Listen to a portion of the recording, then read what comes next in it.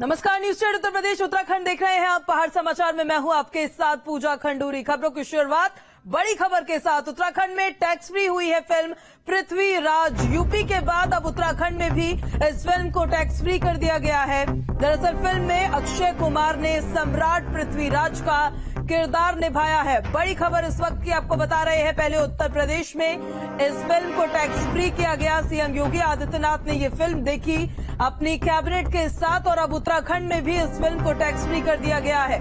बड़ी जानकारी इस वक्त की। उत्तराखंड में टैक्स फ्री हुई है फिल्म पृथ्वीराज। यूपी के बाद अब उत्तराखंड में भी इस फिल्म को टैक्स फ्री कर दिया गया है। फिल्म में अक्षय कुमार ने सम्राट पृथ्वीराज का किरदार निभाया है और रिलीज होने से पहले आपको बताएं कि उत्तराखंड में इस फिल्म को टैक्स फ्री कर दिया गया है। बड़ी खबर बता रहे हैं। यूपी के बाद उत्तराखंड में भी सम्राट पृथ्वीराज फिल्म को टैक्स फ्री किया गया है।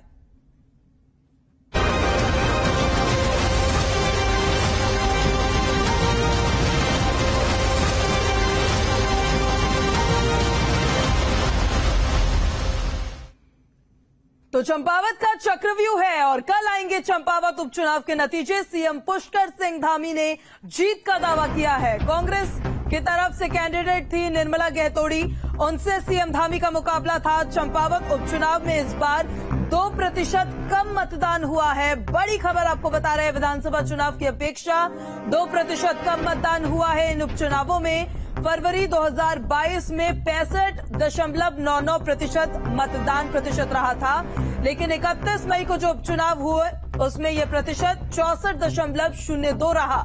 तो कल उपचुनाव के नतीजे आने वाले हैं। चंपावत उपचुनाव में रिकॉर्ड जीत की बात सही होती फिलहाल नजर नहीं आ रही है और ये इसलिए कहा जा रहा है क्योंकि इस बार विधानसभा चुनाव की तुलना में उपचुनाव में मतदान प्रतिशत कम आंका गया। उपचुनाव में विधानसभा चुनाव की अपेक्षा 2% कम मतदान हुआ है। इससे किसको कितना फायदा, किसको कितना नुकसान, ईवीएम में दोनों ही कैंडिडेट्स जो मुख्य दावेदार यहां पर नजर आ रहे हैं उनकी किस्मत का फैसला कैद हो चुका है। सीएम पुष्कर सिंह धामी ने जहां एक तरफ जीत का दावा किया है तो वहीं कांग्रेस की तरफ से भी ये दावा किया गया है कि जनता का आशीर्वाद कांग्रेस को मिलेगा। लेकिन चंपावत में जो उपचुनाव हुआ है उसमें 2% इस बार कम आंका गया है मतदान प्रतिशत।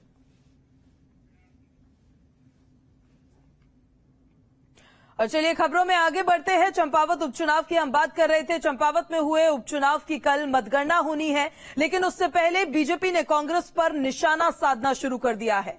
बीजेपी के प्रदेश अध्यक्ष मदन कौशिक का कहना है कि कांग्रेस का चुनावी मैनेजमेंट देखकर पहले ही अंदाजा लगाया जा सकता था कि चुनाव अपने हाथ, चुनाव पहले से ही कांग्रेस जो है वो हाथ खड़े कर चुकी है। उन्होंने कहा कि बीजेपी नए रिकॉर्ड के साथ बड़े अंतर से जीतने जा रही है, ये दावा करते वो नजर आए हैं।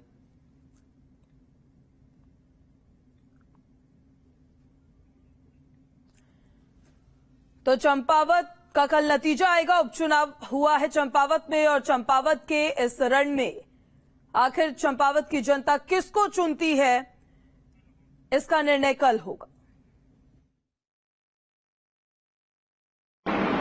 कांग्रेस आज की तारीख में रिएक्शन देने के लिए भी कहा है। जनता के बीच में कांग्रेस ने कभी आज तक कभी कहा कि आशाजनक रहा। पूरी दुनिया भारत की सर्जिकल स्ट्राइक को अच्छी बता रही थी, वो सवाल कर रहे थे। पूरी दुनिया वैक्सीन को लेकर भारत के वैज्ञानिकों का गुणगान कर रही थी, वो वैक्सीन।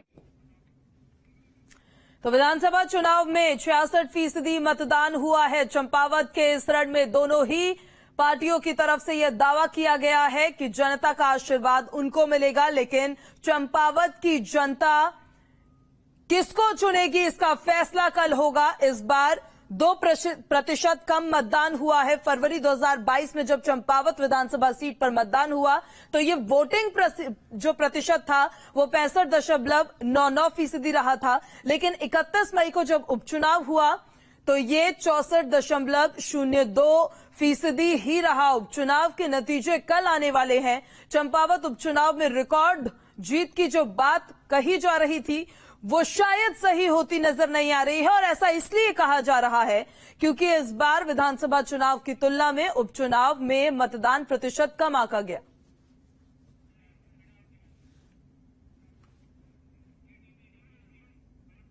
उत्तराखंड विधानसभा चुनाव 2022 की रिपोर्ट जारी की गई है। एडीआर ने ये रिपोर्ट जारी की है और चुनाव 2022 में 65 विधायकों के चुनावी खर्च की रिपोर्ट सामने आई है।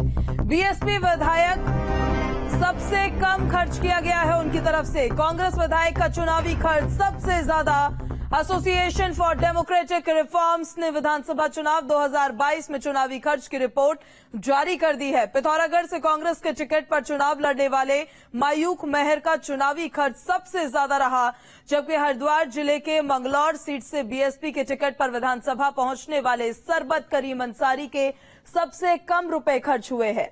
मायूक मेहर के चुनाव में 35,85,627 रुपए खर्च हुए, जबकि चुनाव आयोग को दिए हलफनामों में बीएसपी विधायक सरबत अंसारी ने 7,52,930 रुपए ही खर्च किए हैं।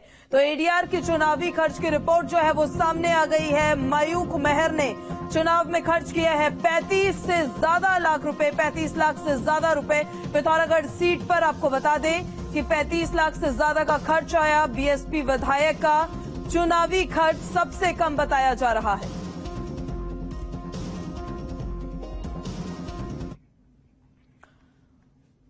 तो कल चंपावत उपचुनाव के नतीजे आएंगे। सीएम पुष्कर सिंह धामी ने जीत का दावा किया है। कांग्रेस की निर्मला गैतोड़ी से मुकाबला है, लेकिन चंपावत उपचुनाव में 2% कम मतदान इस बार हुआ है। इस खबर पर ज्यादा जानकारी के साथ हमारे संवाददाता सुरेंद्र डसीरा हमारे साथ सीधे जुड़ गए हैं।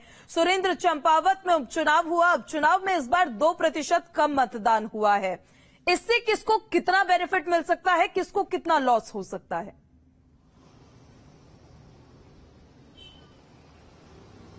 देखिए, इस खबर को इस तरीके से समझना होगा। 2% कम मतदान हुआ है, लेकिन वो 2022 के विधानसभा चुनाव के परसेंटेज के हिसाब से कम हुआ है। इसका कहीं भी अर्थ नहीं है कि रिकॉर्ड जीत में कोई रोड़ा है या रिकॉर्ड जीत में कोई दिक्कत है। अगर आप देखें तो विधानसभा के जो उपचुनाव होते हैं उनका वोट परसेंटेज बहुत मुश्किल से 50 या 55 जाता है, लेकिन यहाँ विधानसभा का जो वोट परसेंट, उपचुनाव का जो वोट परसेंट है वो 64% गया है, जो बहुत ज्यादा बेहतर है। हम लेकिन 2% कम इसलिए कह रहे हैं क्योंकि जब मार्च में चुनाव हुए थे 2022 में, तो विधानसभा चुनाव में ये परसेंटेज 66 था। इस चीज को समझना होगा, इस खबर को जो भी दर्शक देख रहे हैं उनको पहले। दूसरी बात यह है कि जो हम कह रहे हैं कि बाई इलेक्शन का जो वोट परसेंट है वो ये बहुत ज्यादा है, क्योंकि वोट परसेंट 50 से 55% होता था, इस बार वो करीब 64% हुआ है।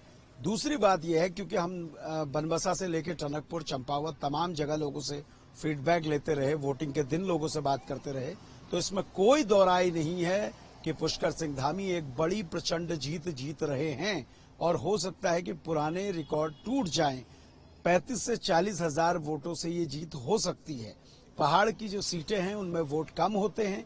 96,000 के करीब टोटल वोटर थे चंपावत में, जिसमें से करीब 61,000 के करीब मतदाताओं ने वोट डाले हैं। और ऐसे में अगर एक तरफा सीएम वोट ला रहे हैं तो कांग्रेस के लिए बड़ी मुसीबत ये होगी कि कांग्रेस ये चाहेगी कि इस पूरे चुनाव में उनकी जमानत बचे, क्योंकि अगर जमानत नहीं बचती है, कांग्रेस को बहुत कम वोट मिलते हैं, तो कांग्रेस के लिए ये बड़े सवाल होंगे कि आखिरकार जिस सीट पर कांग्रेस 2007 और 12 में कांग्रेस का विधायक वहां पर रहा है लगातार 2 बार, वहां कांग्रेस इतनी बुरी स्थिति में आ जाती है तो ये सवाल संगठन पर भी उठेंगे। मुख्यमंत्री निश्चित ही रिकॉर्ड मतों के साथ जीत रहे हैं। कुछ घंटों बाद काउंटिंग शुरू होगी। कौन जीतेगा कौन हारेगा जनता तय करती है, लेकिन रुझान यही है, जिस तरीके का माहौल वहां पर है, कि मुख्यमंत्री एक प्रचंड जीत के साथ जीतकर विधानसभा पहुंच रहे हैं। ठीक, बहुत शुक्रिया सुरेंद्र आपका तमाम जानकारी के लिए। तो खजीमा पहुंचने पर सीएम धामी बाजार में गोलगप्पे खाते हुए दिखाई दिए। सीएम धामी एक दुकान पर रुके और गोलगप्पे का आनंद उन्होंने वहां पर लिया। उनकी तस्वीरें हम आपको दिखाते हैं। तस्वीरें दिखा रहे हैं बाजार भ्रमण पर जब निकले सीएम पुष्कर सिंह धामी, तो वहां पर देखिए दुकान पर किस तरीके से रुककर गोलगप्पे का आनंद लेते हुए नजर आए। खटीमा पहुंचे थे सीएम पुष्कर सिंह धामी अपने ही विधानसभा क्षेत्र, जहां पर 2 बार से वो विधायक रहे, लेकिन इस बार चुनाव हार गए।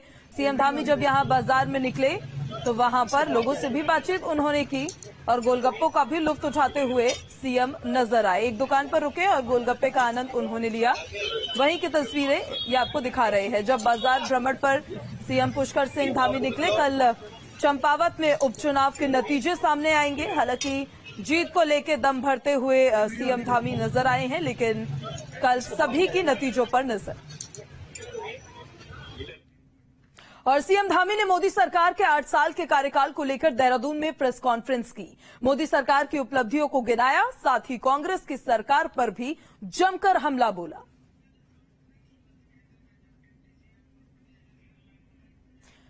तो कांग्रेस पर जमकर हमला बोलते हुए सीएम धामी नजर आए हैं और इसी के साथ साथ 8 साल जो केंद्र सरकार के पूरे हो गए हैं, जो तमाम योजनाएं परियोजनाएं चलाई गई है, विकास के कार्य किए गए हैं, जो उपलब्धियां केंद्र सरकार की रही है, उनके बारे में भी बताते नजर आए। जो देश के अंदर पहले 2014 से पहले जो देश के अंदर जो योजनाएं बनती थी, वो योजनाएं कुछ वर्गों को विशेष को ध्यान में रख के बनती थी। कुछ लोगों के लिए योजनाएं बनती थी, कुछ लोगों के लिए कार्यक्रम बनते थे। और मोदी जी के प्रधानमंत्री बनने के बाद जितनी भी योजनाएं बनी, वो समाज के अंतिम छोर में खड़े हुए व्यक्ति को आगे लाने के लिए बनी, गरीबों के उत्थान के लिए बनी, जो सीमांत क्षेत्रों में रहते हैं ऐसे लोगों की मजबूती के लिए बनी। सभी लोग आगे आए। इस दिशा में प्रधानमंत्री मोदी जी द्वारा हर क्षेत्र में काम किया गया। देश के अंदर एक निराशा का वातावरण था। उस निराशा के वातावरण को उत्साह और उल्लास के रूप में बदलने का काम हमारे देश के यशस्वी प्रधानमंत्री मोदी जी के नेतृत्व में हुआ है। 2014 से पहले देश की बड़ी आबादी, जिसकर खासकर महिलाएं, उनके बैंक में खाते भी नहीं थे और देश की मुख्य धारा का अर्थव्यवस्था का हिस्सा नहीं बन पाए थे। मोदी जी की सरकार ने 8 साल में 45 करोड़ से भी ज्यादा जन धन खाते खुलवाकर देश के गरीब जन को मुख्य धारा के अर्थतंत्र का हिस्सा बनाया। ये अपने आप में एक अद्वितीय मिसाल है। अब बड़ी खबर का हल्द्वानी के सर्किट हाउस में सीएम ने समीक्षा बैठक की है। अधिकारियों को सीएम ने जरूरी दिशा निर्देश दिए हैं। लापरवाही को बर्दाश्त नहीं किया जाएगा। सीएम पुष्कर सिंह धामी की तरफ से सख्त निर्देश, समयबद्ध तरीके से सभी कामों को पूरा किया जाए। बैठक में कुमाऊं कमिश्नर दीपक रावत, डीआईजी आनंद भरने मौजूद रहे। डीएम धीरज गब्रियाल और एसएसपी पंकज भट्ट भी इस बैठक में मौजूद रहे। तो समीक्षा बैठक की ये तस्वीरें हम आपको दिखा रहे हैं। हल्द्वानी के सर्किट हाउस में सीएम पुष्कर सिंह धामी ने ये बैठक ली है। आज जिले के अधिकारियों के साथ बैठक की और इस दौरान विधायक बंशीधर भगत, विधायक मोहन बिष्ट और मेयर जोगेंद्र रतौला भी मौजूद रहे। मुख्यमंत्री ने सभी अधिकारियों को विकास कार्यों में तेजी लाने के निर्देश दिए हैं और इस दौरान कार्यों में लेट लतीफी करने वाले अधिकारियों पर सीएम ने कड़ी नाराजगी जाहिर की है। मुख्यमंत्री ने मानसून से पहले ही पहाड़ों में सभी व्यवस्थाएं पूरी करने के भी निर्देश दिए। सरकार सभी का सम्मान करेगी, सबकी बातें सुनेगी, सबसे संवाद करेगी। उसके आधार पर हम रास्ता निकालेंगे। जो रास्ता उत्तराखंड के हित में होगा, उत्तराखंड को एक सशक्त उत्तराखंड बनाने के लिए, आत्मनिर्भर उत्तराखंड बनाने के लिए, उत्तराखंड की अच्छी आर्थिकी हो, अच्छा राजस्व यहाँ पर बढ़े, अच्छी यहाँ की व्यवस्था हो, उसके लिए उत्तराखंड सरकार के सभी विभागों में, केवल पुलिस पे की नहीं बात कर रहा हूँ, सभी विभागों में हम उस प्रकार की व्यवस्था करेंगे। एक अच्छा मैंडेट उत्तराखंड की जनता ने हमको दिया है। हम मोदी जी का अनुसरण करते हुए, जिस प्रकार से मोदी जी ने एक नया कार्य व्यवहार और नई कार्य संस्कृति हर क्षेत्र को आगे करने के लिए, हर क्षेत्र को साफ सुथरा करने के लिए, उस क्षेत्र में हम आगे करेंगे। और देहरादून में आज डॉक्टर नित्यानंद हेमाली शोध एवं अध्ययन केंद्र का लोकार्पण किया गया। इसके साथ ही कार्यशाला का उद्घाटन भी हुआ। सीएम पुष्कर सिंह धामी ने इस कार्यक्रम में हिस्सा लिया। सभागार में सभी लोगों को संबोधित करते हुए सीएम धामी ने शोध केंद्र के उद्घाटन पर सभी को बधाई दी। जिसमें आज डॉक्टर नित्यानंद जी जो एक हिमालय के, मैं कहूं कि एक सही मायने में हिमालय ऊर्जा के प्रतीक थे और हिमालय पर किसी भी हलचल से पूरा विश्व प्रभावित होता है। इसलिए यह संस्थान आज बहुत ही अत्यंत महत्वपूर्ण है। इसका आज हम सब के हाथों इसका लोकार्पण कराया गया है। मैं इसके लिए आप सभी को बहुत बधाई देता हूं, बहुत शुभकामनाएं देता हूं। और उत्तराखंड शासन ने राधा रतूड़ी को जिम्मेदारी दी है। एसीएस राधा रतूड़ी